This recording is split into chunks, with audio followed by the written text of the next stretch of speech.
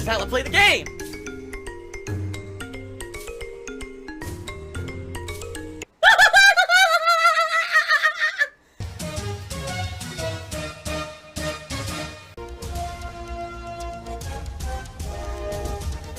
Oh my god! What the fuck? Holy shit! That is an epic fucking intro, dude. And I have to warn everyone. Warning. What you may see right now is going to be absolutely disgusting. Sound good? Alright, sounds good to me. It was early 2018, like maybe like February, March, and finally I was talking in the weekend preview about actually playing new games, and that's what the quote is in reference to. That in 2017 there had been a big amount of new releases that were hot new releases, and people were really excited to come to stream and have these interactive streams with me during the time of new releases, and it was a fun hype feeling. And that hype feeling had basically gone away for a while because there were no new releases out. Not to say that people didn't like to come hang out with me on streams, but there's definitely a different vibe between, oh, it's just a common stream that Phil's doing, or, oh my god, there's a big hype new release that Phil's checking out, you know what I mean? So that quote, in context to the video, is basically saying, I'm getting that vibe back, man. I'm getting that feeling of hype and, you know, new release hype. People are going to be coming to the streams excited to see me play the new games and all that. And that's basically what I'm saying in that quote. But I guess people took that quote, that one paragraph, and started doing a copy pasta of it. And out of context, it doesn't necessarily make much sense. But when you get it in context of what I was talking about in the video, it makes perfect sense. So that's awesome stuff. I can't wait. I'm having so much fun now, really seriously, and I cannot wait for more. This is cool because I'm getting that positive vibe that I had for most of 2017. I'm getting it back now. But now I'm getting that groove back, getting that vibe back. I'm ready for fun stuff. I hope you guys are ready too.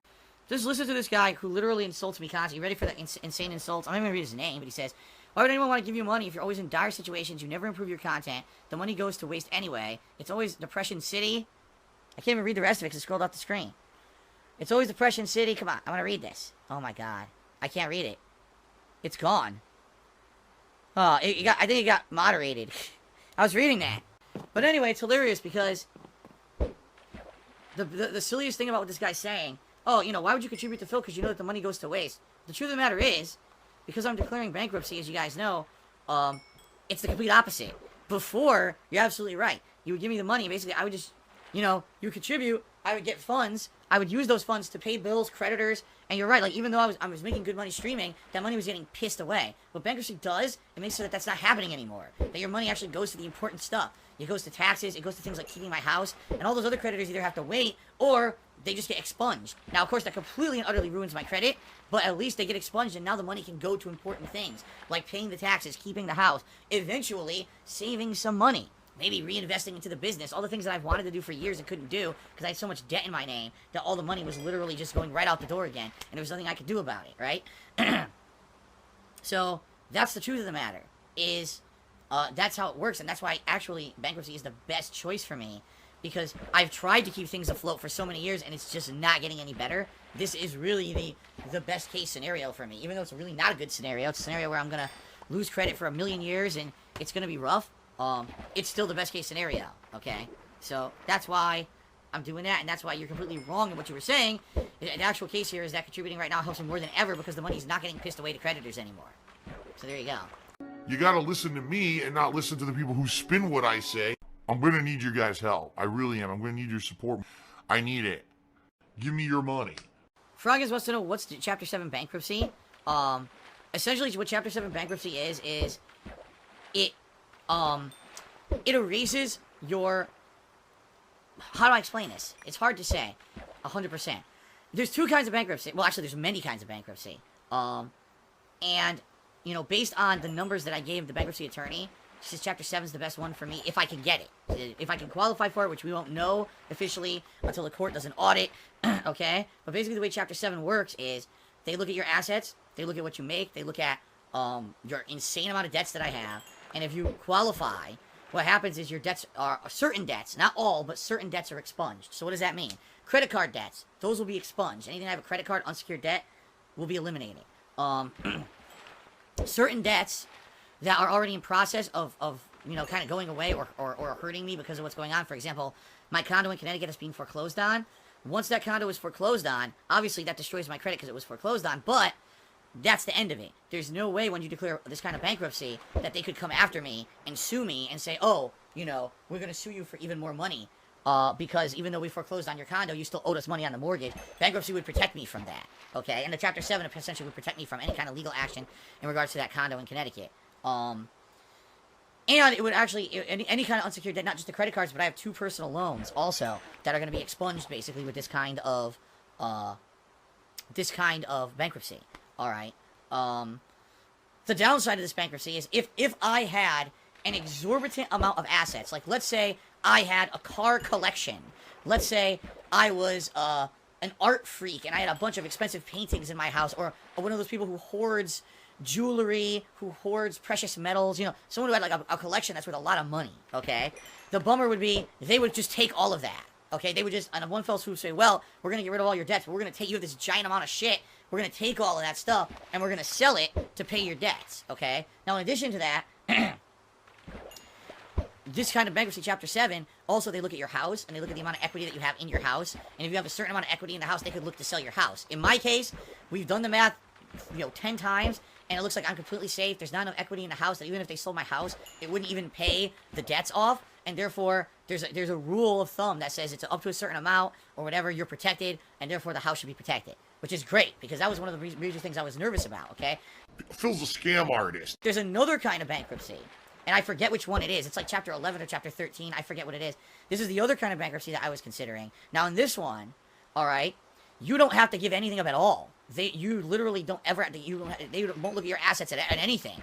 Alright? If you could have a ginormous fucking collection of everything in your house, and you keep everything, which is nuts in my opinion, but you get to keep everything, even if you're like, you have hoarding shit, okay? And the way this bankruptcy works is, they put you on what's called a scheduled repayment plan. I think they say that's like a 5-year plan, where basically you're budgeted, so whatever you make, the first thing that happens is the money goes to the things that it needs to go to. So any money that I need to run the business, it goes to that. Any money that's needed to pay taxes goes to that.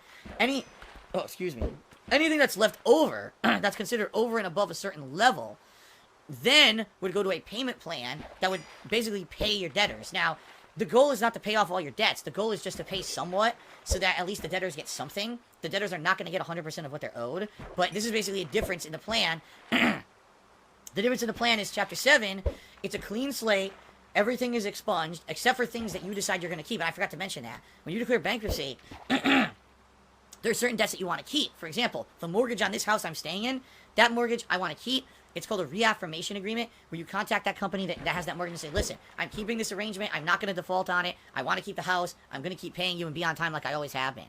Same thing with like a car loan, because I do have a car loan. I would want to tell the car company, hey look, I've been in good standing with you, for 3 years. I'm not going to stop suddenly paying my car loan. Obviously, I want to keep the car. So that one, I'm not trying to dissolve our agreement or whatever because of my bankruptcy, okay?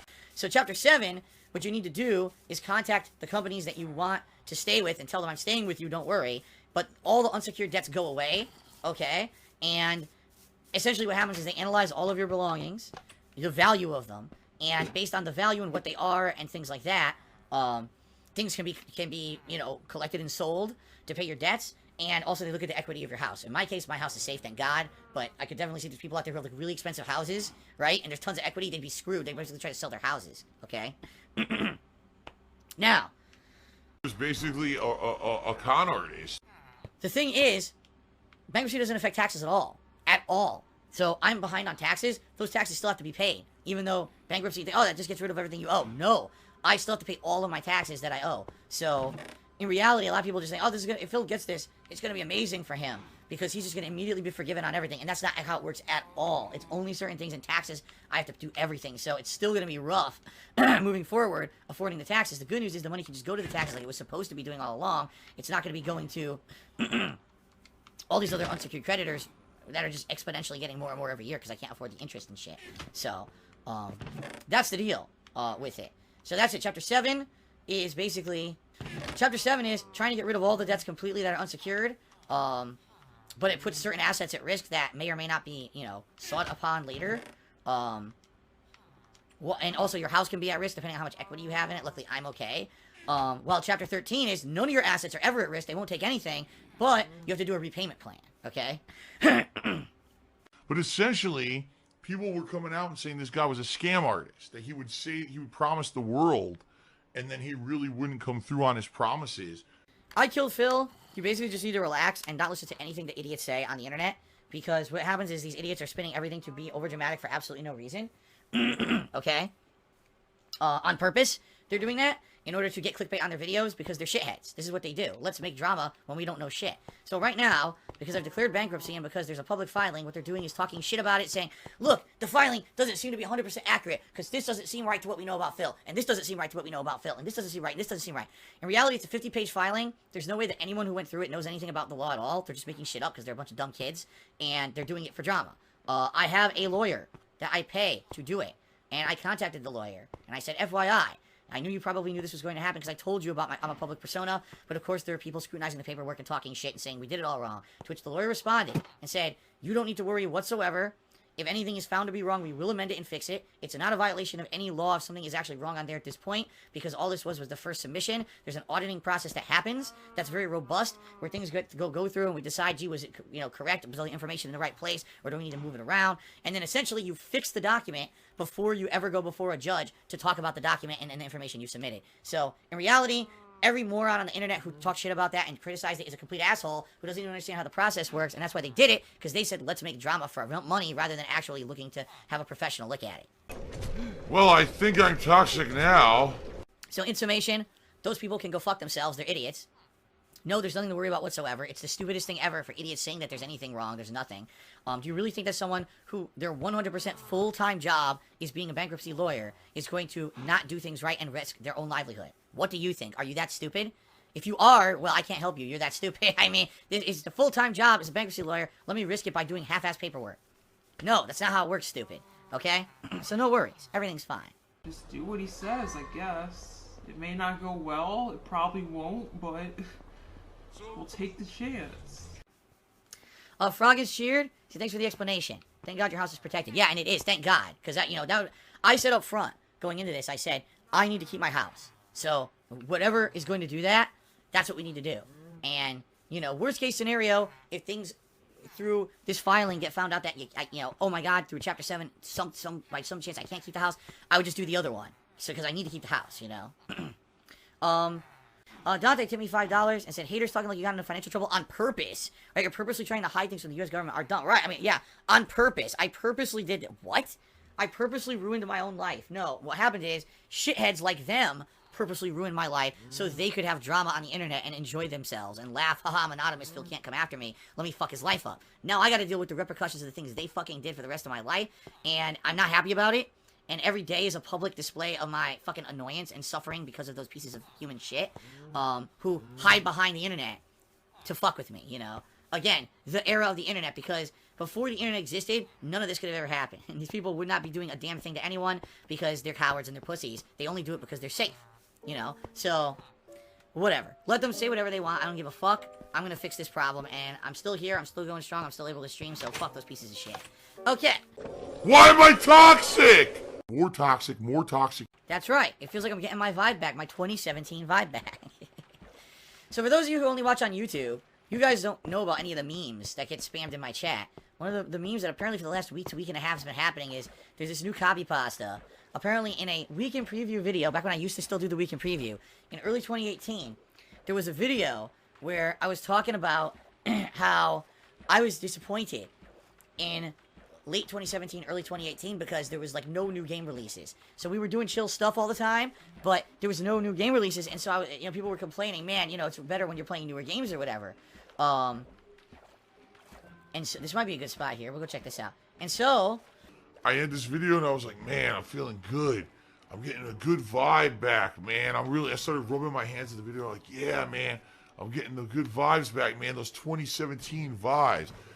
That's awesome stuff. I can't wait. I'm having so much fun now. Really, seriously, and I cannot wait for more. This is cool because I'm getting that positive vibe that I had for most of 2017. I'm getting it back now. Now, I'm getting that groove back, getting that vibe back. I'm ready for fun stuff. I hope you guys are ready too. And if you listen to the whole video, what I'm talking about is in 2017, there have been a lot of new releases. So I felt like that year for content had been better than 2018 had been, because 2017 had so many new releases, and people love coming to a stream with new releases, while in 2018 it had been pretty dead up to that point. Once again, someone else with a nosy question about my bankruptcy. Just for the sake of adjourning tonight's stream, I will answer this question. This person threw $3 and said, when I did my bankruptcy filing, why does it seem like I lied about not having any possessions or electronics? Because I didn't. You don't know because you don't know how it works, but basically the way it works is, when you're filing for bankruptcy, there's a certain valuation formula that they use, and from what I'm to understand, personal goods up to $13,000 are exempt from being eligible for being, say, claimed as part of a bankruptcy. And I actually told my bankruptcy lawyer about everything in the house. I said, you know, yes, I have a TV in the living room. We have furniture in certain rooms. Obviously, she knows about all the stuff here for the business. I even told her about all the statues that I have in the storage nook. And she was like, all right, well, what we're going to do is we're going to evaluate it in a certain way, which is the legal way to do it, because it's not, for example, all right, I'll give you a perfect example here, okay? I'll give you a perfect example here. There's a statue, all right, that's in the storage nook. To a collector, that statue could be worth upwards of $700, okay? To the government, that statue is worth whatever you could sell it for right now. Like, if you were to take that statue and go sell it to someone, hand it to, here, take it. It's like a garage sale or whatever. What would they pay you for that statue? $50? If I brought that statue to a pawn shop, what would you actually get for it? Because that's the case is, in the government is going to take your stuff, that's what they're going to do. Think of it this way, right? Oh, I declared bankruptcy. Do you think the government's going to come and take a bunch of statues and put them on eBay and have them sit there for top dollar returns? No, of course not. They're going to liquidate the shit, which means they're going to come take it and sell it like this, and it's not going to be worth much, okay? So, if I had a collection of jewelry, then that's something that maybe could be liquidated for high dollar. If I had a collection of expensive cars or, top dollar stuff that I was hoarding, yes, that stuff would be worth stuff. But in reality, what do I have? 5 to 6 year old furniture, an older TV that's 5 or 6 years old, appliances, and those statues, if they take anything in this house, those statues I would think would be the very first thing that they would take. That they would want those, okay? That's what I'm thinking, is that they would want, because you guys know they exist, I know they exist, I've talked about them a million times. I would think, if anything, that's what they're going to take. They're going to say, oh, here's some statues or whatever. So, it's very, very well, they may say, okay, what goods do you really have in your house when it comes down to it? But the way that I'm going to understand it, from what I told the bankruptcy lawyer, all the information about the house and everything, all the stuff that I have in here wouldn't even amount to the amount that they would be trying to claim over. When they're trying to claim something back for a bankruptcy, they're looking for someone who essentially, the reason that you're in trouble financially is because you went and bought a bunch of high dollar shit that you're now hoarding. So they're going to take that high dollar shit back, all right, in the bankruptcy. That's the point of, what you're declaring. So, oh my God, someone hit the bell. Per what's in the filing, that's 100% accurate for what they're looking for. I'm not required, apparently, to, nickel and dime every single thing in the house, at all. It's all legal. What's there, Again, this is a professional lawyer. Their job is just to do bankruptcy filings that did this paperwork for me, so I know that they did what they were doing correctly, okay? No, that's not correct. See, this other thing. So you filed that you didn't have a business. That's wrong. It is filed that I have a business. It's just not in the section that the idiot is calling out and saying that I didn't file it under. It is in there as, being filed. It's just in a different spot. But, it's 50 pages. And the person's a moron who basically says that I didn't do it because they're an idiot thinking that they know about more than the lawyer. The lawyer told me, yeah, no, we did. Everything about your business is in there. It's just apparently not at that one section that they're looking at because it's a bunch of dumb kids who don't know anything about the law and they're idiots. So, there you go. Yo ho ho, a pirate's life for me. I steal all your money and your women, you see. I plunder your country and I steal all of your goods. Fuck the IRS. Phil has indoctrinated children who send him money, blatantly milking for money. It's a money pit. It's gone, just gone like that. In an instant, fucking gone. I just care about money. I just can't help it. By eBay. Contributions are mandatory, but I need your help. I am appealing directly to you. No decency, no respect, no common sense, no fucking maturity. Is the guy who just doesn't get reality.